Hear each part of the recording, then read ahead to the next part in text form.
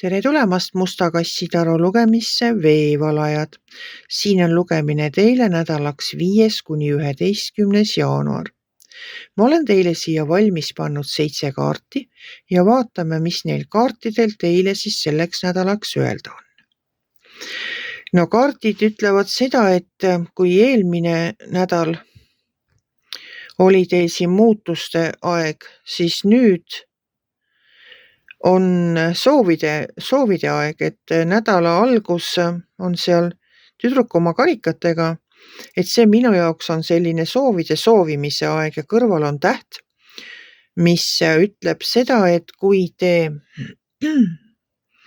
miskid asjad on elus pole läinud veel täide või takerdunud, siis täht ütleb, et nüüd ka südamesoovid hakkavad täituma.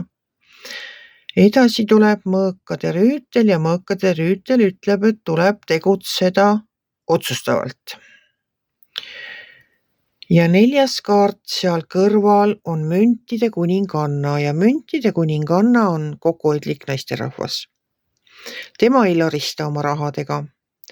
Tema vaatab kodus ringi, parandab vana, ei osta uusi asju. Ja soovitan ka teile siis sellel nädalal võib-olla suuremaid ostusid mitte teha. Aga muutus ikkagi teie elus on tulemas ja seda näitavad mulle siin alumises reas olevad kaardid. See sauade kuninganna ütleb seda, et te ise ka täpselt ei tea, kui võimekas te olete ja kui särav ja andekas. Ja maailmakaart ütleb seda, et mingisugune etapp teie elus saab läbi ja algab uus. No meil sai siin just aasta läbi, et see võib ka seda tähendada, et aasta on läbi saanud, tuleb uus aasta ja see uus aasta tuleb siin sõnumitega, et sõnumeid toob teile see pisike baas siit lainete vahelt. Ta on selline nagu otsustava tegutsemise nädal. Mingi etapp saab teie elus läbi.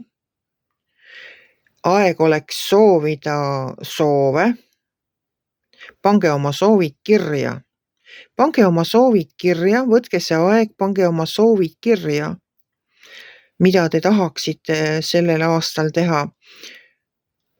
Ja vaadake siis, kuidas täht neid soove täidab. Võib-olla varem juba kirja pandud või soovitud soove täht täidab.